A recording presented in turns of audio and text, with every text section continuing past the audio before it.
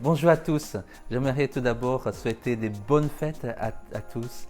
Joyeux Noël, c'est un événement super qu'on peut être en famille, pouvoir fêter. Et j'aimerais partager avec vous ce qui est le vrai Noël, un petit message pour ce matin, pour nous rappeler cette merveilleuse histoire de Noël, la venue du Messie, un sauveur nous est né.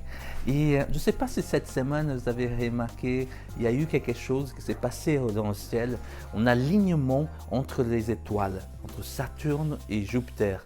Et cette histoire et cet événement, ça me fait penser clairement à ce qui s'est passé au premier Noël avec la venue de Jésus, où les rois mages, ils ont suivi une étoile. Et cette histoire se trouve dans l'évangile de Matthieu. Matthieu chapitre 2, et je vais lire juste ce verset 10. Quand ils aperçurent l'étoile, ils furent saisis d'une très grande joie. Ils entrèrent dans la maison, virent le petit enfant avec Marie, sa mère, se prosternèrent et adorèrent. Ils offrirent ensuite leur trésor et lui offrirent un présent de l'or, des encens et de la myrrhe. Alors cette histoire où les sages ils ont parcouru tout un chemin et dans le contexte, le premier endroit où il est parti chercher un roi qui venait de naître, c'est dans un palais. Ils sont allés clairement dans un palais, ils voient avec Hérode, ils posent la question, il est où le bébé qui devait naître, le roi qui devait naître, les signes nous a été apparus. Et Hérode était étonné de cela, il ne savait pas ce qui devait se passer. Et après, ils sont suivis encore l'étoile, ils sont allés jusqu'à l'étable où Jésus était là. Et ils ont adoré.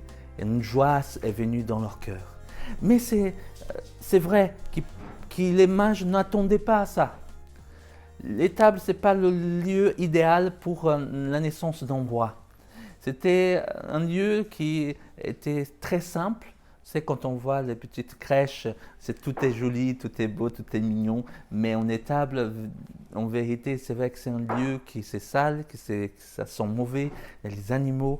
Et c'est pas le meilleur endroit, c'est pas le plus beau de cadre pour un enfant, pour un roi puisse naître. Et peut-être les sages étaient déçus de se retrouver là.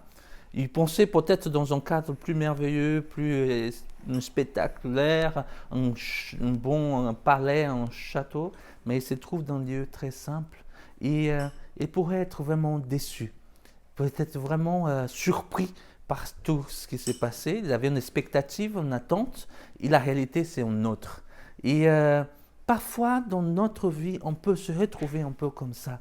On peut imaginer tellement de choses, avoir une attente pour des situations et que la réalité, c'est tout une autre. Peut-être c'est au travail, tu idéalises un travail et qu'au moment donné, tu le trouves et voilà, qui c'était pas la merveille, c'est quand même compliqué. Ou alors une promotion, je pense peut-être aller prendre des responsabilités, de pouvoir aller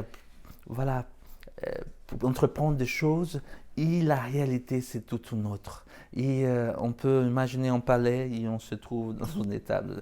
Et ça peut être dans les études, des personnes qui vont faire des études et ça y est, maintenant je vais trouver du travail, je fais ma vie, on projette à plein de choses et la réalité c'est tout une autre. Et on peut être déçu. Déçu par les plans, déçu par les attentes. Peut-être, voilà, ça y est, j'ai trouvé la bonne étoile, je suis amoureux, j'ai trouvé l'amour. Quelle merveille, trouver l'amour. Mais après un temps, ça peut être aussi quelque chose qui peut être aussi décevant parce qu'une attente a été faite. Mon mariage, on imagine un palais et on se trouve dans une étable. C'est parfois décevant. Mais quelque chose que je invite, c'est que les rois, dans cette situation, dans ces circonstances, ils ont trouvé Jésus. Une joie est venue dans leur cœur. Et ils ont pu adorer et prosterner. Et dans la situation où on se trouve, qui peut-être ce n'est pas la merveilleuse, peut-être on s'imaginait des choses qui ont une vie ou une autre, on peut rencontrer Jésus. Et Jésus, il fait toute la différence. Sa présence vient pour apporter une paix, porter une joie, apporter l'amour, apporter une espérance, parce qu'il est notre Sauveur. Et c'est vrai qu'on peut trouver Jésus. La situation où tu te trouves, se tourner vers lui. Et l'attitude des rois mages, c'est qu'ils ont trouvé le Seigneur et ils ont adoré et ils ont offert aussi des cadeaux. Ils ont offert à Jésus. Ils ont offert pas n'importe quel cadeau, ils ont donné le meilleur. Et c'est quelque chose qui peut-être soit comme une clé pour nous aussi. Dans les situations qu'on se traverse, des situations qui peuvent être peut-être décevantes ou des situations qu'on peut, comme cette année qu'on vient de traverser, on imaginait 2020, voilà, une année merveilleuse, voilà, en réussite, voilà, on va faire le maximum pour cette année, on va être une année de bénédiction et voilà que nous nous sommes trouvés dans une pandémie et tout a été bloqué, tout a été décalé, tout était... Et ça peut être vraiment décevant, ça peut être vraiment quelque chose qui peut vraiment nous attrister pour des gens qui sont dans le désespoir, qui ont perdu le travail, qui ont perdu... Mais dans ces moments-là, Dieu il peut se révéler. On peut le trouver, le Seigneur. Et je pense qu'une des choses, c'est pouvoir donner le meilleur. Comme les rois mages ont donné le meilleur, qu'on puisse aussi donner le meilleur, même dans ces milieux. Parce que parfois, c'est vrai que les rois mages pourraient être déçus. Ils disent, ouais, bon, un bébé dans une étable, je veux donner un cadeau, un petit cadeau, quelque chose. Mais ils ont choisi de faire le meilleur. Et je pense que dans la situation qu'on se trouve, si on choisit de faire le meilleur, il y a quelque chose, une bénédiction aussi que le Seigneur veut faire et donner. Et le meilleur qu'on peut offrir à Noël, c'est offrir notre cœur au Seigneur, offrir notre être à Dieu.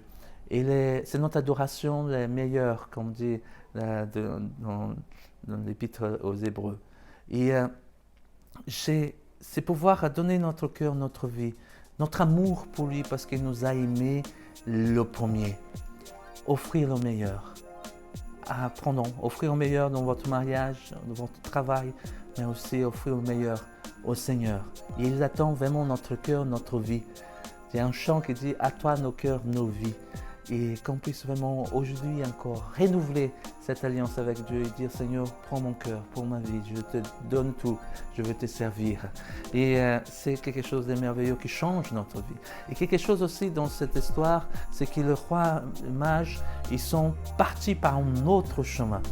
Et dans le contexte, ils devaient retourner par le chemin et aller dans le palais pour peut-être annoncer à Hérode la venue du roi, la naissance du bébé qu'ils ont trouvé, mais ils ont décidé de prendre un autre chemin et de se laisser conduire. Et c'est l'invitation que je te fais aussi ce matin, c'est de changer, prendre un autre chemin, prendre le bon chemin. Il y a des situations qu'on se trouve, qu'on sait très bien qui sont mauvaises. On sait très bien qu'on se trouve là à cause de la conséquence de mauvais choix. Et prendre le vrai et le nouveau chemin avec le Seigneur. Saisis sa main. Il est un Dieu de grâce, un Dieu qui pardonne, un Dieu qui libère et qui nous change. Et le mot repentance, conversion, c'est détourner. Et détournez-vous du mal. Et marchez dans le chemin du Seigneur. Il fait toutes choses nouvelles. Qu'à Noël, vous puissiez recevoir ces grands cadeaux, de cette grâce, de salut au Seigneur et de pouvoir avoir la possibilité de vivre une nouvelle histoire, un nouveau chemin, un nouveau départ. Et que vous puissiez trouver ce cadeau du Seigneur dans votre vie. Trouver Jésus, la situation où tu te trouves. On va donner aussi le meilleur qu'il y a en toi, dans la situation où tu te trouves, mais aussi choisir aussi de prendre des nouveaux chemins, des chemins que le Seigneur a préparés pour nous. Et j'aimerais vraiment que votre Noël soit heureux et qu'il soit béni du Seigneur et que la grâce de Dieu vous accompagne. Alors je souhaite toutes les bénédictions du Seigneur sur votre vie.